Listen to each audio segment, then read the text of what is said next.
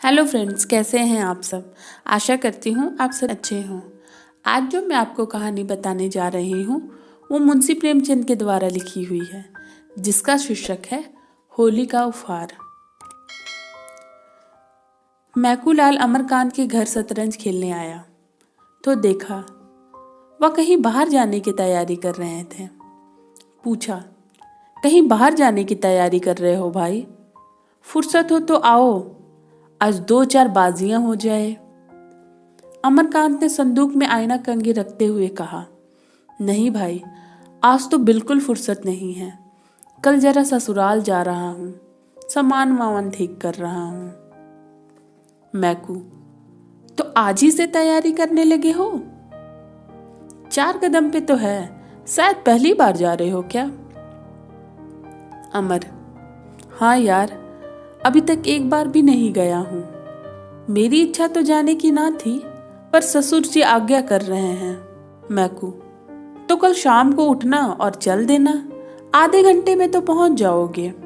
मेरे हृदय में तो अभी से ना जाने कैसी धड़कन हो रही है। अभी तक तो कल्पना में पत्नी मिलन का आनंद लिया करता था, अब वह कल्पना प्रत्यक्ष होती जा रही है। कल्पना सुंदर होती है, प्रत्यक्ष क्या होगी कौन जाने। मैकू, तो कोई सौगात ले ली है? खाली हाथ न जाना, नहीं मुंह की सीधा न होगा। अमरकांत ने कोई सौगात न लिया था, इस कला में अभी वह माहिर न था। मैकू बोला, तो अब ले लो भले आदमी, पहली बार जा रहे हो, भला वह दिल में क्या कहेगी। अमरकांत, तो क्या ले जाऊं? मुझे तो इसका ख्याल ही नहीं आया। कोई ऐसी चीज बताओ जो कम खर्च हो और टिकाऊ भी हो, क्योंकि घर भी रुपए भेजने हैं, दादाजी ने रुपए मांगे हैं। मैकू, माँ बाप के से अलग रहता था। बयां करते हुए बोला, दादाजी ने रुपए मांगे हैं तो भला कैसे टाल सकते हो? दादाजी का रुपए मांगना कोई मामूली बात तो नहीं। अमरकांत ने व्यंग न समझकर कहा, हाँ, इसी वजह से तो मैंने होली के लिए कपड़े भी नहीं बनवाए हैं। मगर जब कोई सौगात ले जाना भी जरूरी है तो कुछ ना कुछ तो लेना ही पड़ेगा। हल्के दामों की कोई चीज बतलाओ। दोनों मित्रों में देर तक बहस होती रही, पर कोई निश्चय न कर सका। उसी वक्त एक पारसी महिला एक नए फैशन की साड़ी पहने हुए मोटर पर निकल गई। मैकू ने कहा, अगर ऐसी एक साड़ी ले लो तो वह जरूर खुश हो जाएगी। कितना सूफियाना रंग है और वजह कितनी निराली है। मेरी आंखों में तो जैसे बस गई है। हासिम की दुकान से ले लो, 24 रुपए में आ जाएगी। अमरकांत भी उस साड़ी पर मुग्ध हो रहा था।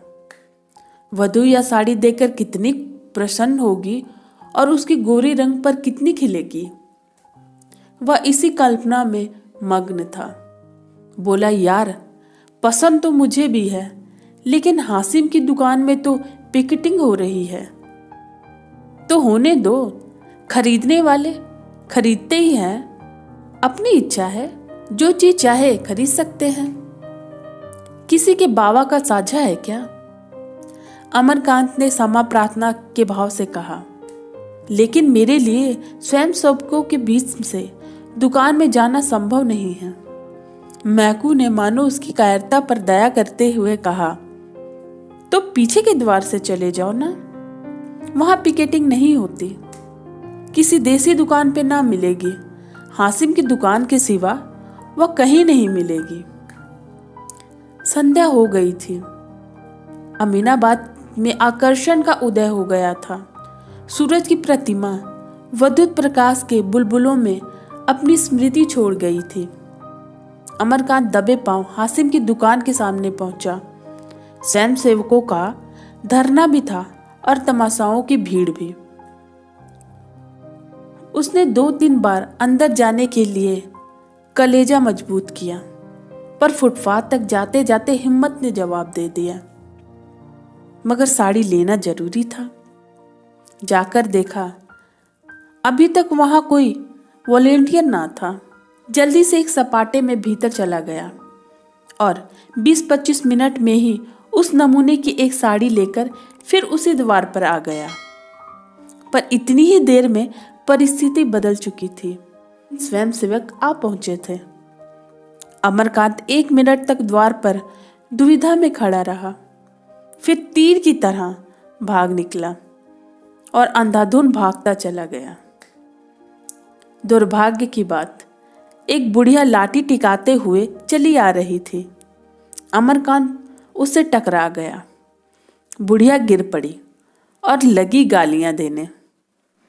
आंखों में चर्बी छा गई है क्या? देखकर नहीं चलते? यह जवानी ढेर जाएगी एक दिन। अमरकांत के पांव आगे न जा सके। बुढ़िया को उठाया और क्षमा मांग ही रहे थे कि 3 स्वयंसेवकों ने उसे पीछे से आकर घेर लिया। एक स्वयंसेवक ने साड़ी के पैकेट पर हाथ रखते हुए कहा, बिलायती कपड़ा ले जाइए का हुक्म नहीं है, बुलावा थे तो सुनत नहीं है। देश में आग लगी है और इनका मन बिलायती माल से नहीं भर रहा। अमरकांत ने पैकेट को दोनों हाथों से मजबूती से पकड़कर कहा, तुम लोग मुझे जाने दोगे या नहीं? पहले स्वयंसेवक ने पैकेट पर हाथ बढ़ाते हुए कहा, बिलायती कपड़ा लेके तुम यहां से कभू न जा सकत हो। अमरकांत ने पैकेट को एक झटके से छुड़ाकर कहा, तुम मुझे हरगिज नहीं रोक सकते। उन्होंने आगे कदम बढ़ाया, मगर 2 स्वयंसेवक तुरंत उसके सामने लेट गए।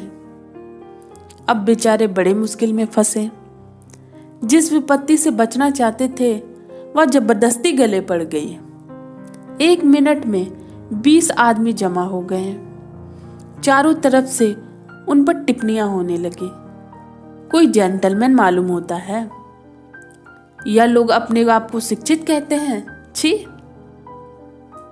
इस दुकान पर से रोज 10-5 आदमी गिरफ्तार होते हैं, पर आपको इसकी क्या परवाह? कपड़ा छीन लो और कह दो अगर पुलिस में रपट करे।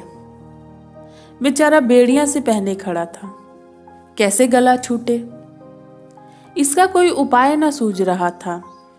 मैकूलाल पर क्रोध आ रहा था कि उसी ने यह रोग उनके सर मंडा है। उसे तो किसी सौगात की फिक्र ना थी। कुछ देर तक लोग टिप्पणियां करते रहे, फिर छीना झपटी शुरू हो गई। किसी ने सिर से टोपी उड़ा दी तो एक ने साड़ी का पैकेट हाथ से छीन लिया, फिर वह हाथों हाथ गायब हो गया। अमरकांत ने बिगड़ते हुए कहा, मैं पुलिस में रिपोर्ट करता हूं। एक आदमी ने कहा, हाँ हाँ जरूर जाओ और हम सबको फांसी चढ़वा दो। साहसी एक युवती खद्दर की साड़ी पहने एक थैला लिए आत निकली। यहाँ ये हुड़दम देखकर बोली, क्या मामला है? तुम लोग क्यों भला इस आदमी को दिक्कत कर रहे हो? अमरकांत की जान में जान आई।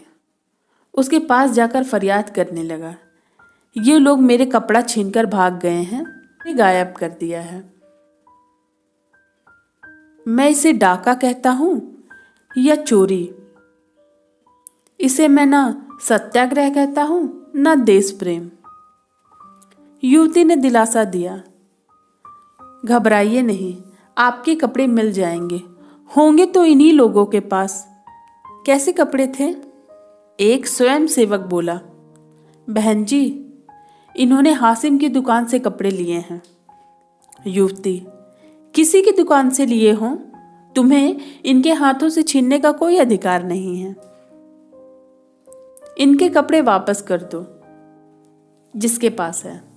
क्षण में अमरकांत की साड़ी जैसे हाथों हाथ गई थी वैसे ही हाथों हाथ वापस आ गई। जरा देर में भीड़ भी गायब हो गई, स्वयंसेवक भी चले गए। अमरकांत ने युवती को धन्यवाद देते हुए कहा, आप इस समय ना आई होती तो इन लोगों ने मेरी धोती को गायब कर दिया था, शायद मेरी खबर भी लेते। युवती ने सरल अभासना से कहा, जनसंपत्ति को लिहाज सभी को करना पड़ता है। लेकिन आपने इस दुकान से कपड़े ही क्यों लिए, जब आप देख रहे हैं कि वहां हमारे ऊपर कितना अत्याचार हो रहा है, फिर भी आप माने नहीं?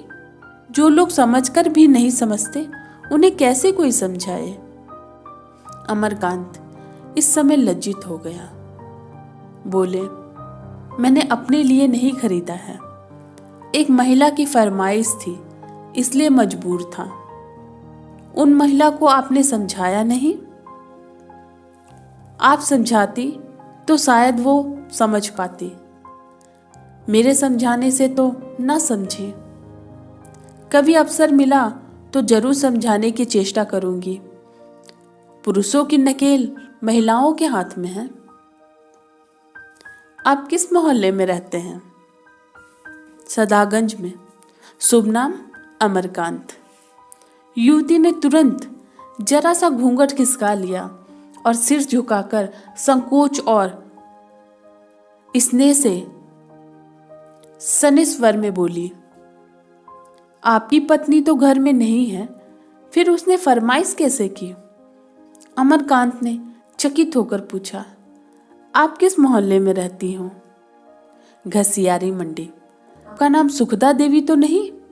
हो सकता है इस नाम की कई स्त्रियां हो। आपके पिता का नाम ज्वाला दत्ता जी है? उस नाम के भी कई आदमी हो सकते हैं। अमरकांत ने जेब से दिया सलाई निकाली और वहीं सुखदा के सामने उस साड़ी को जला दिया।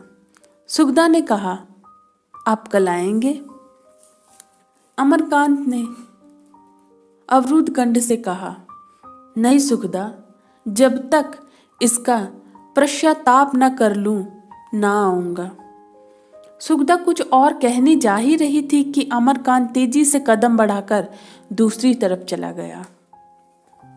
आज होली है, मगर आजादी के मतवालों के लिए ना होली है ना बसंत है। हासिम की दुकान पर आज भी पिकेटिंग हो रही है और तमाशाएं आज भी जमा हैं।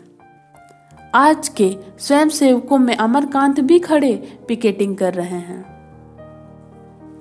उनकी देह पर खद्दर का कुर्ता और खद्दर की धोती, हाथ में तिरंगा झंडा लिए हैं। एक स्वयंसेवक ने कहा, पानीदारों को यूं बात लगती है?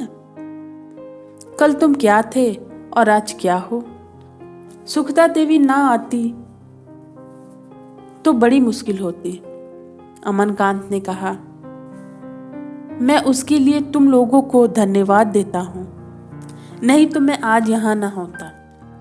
उस वक्त पुलिस की लॉरी आई। एक सब इंस्पेक्टर उतरा और स्वयंसेवकों के पास जाकर बोला, मैं तुम लोगों को गिरफ्तार करता हूं। वंदे मातरम की ध्वनि हुई। तमाशाओं ने कुछ हलचल हुई। लोग दो दो कदम और आगे बढ़ गए।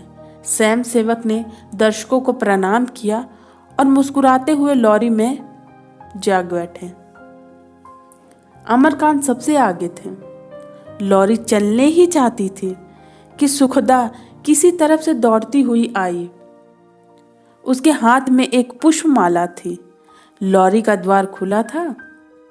उसने ऊपर चढ़कर अमरकांत के गले में डाल दिया। आंखों से स्नेह और गर्व की दो बूंदें टपक पड़ी।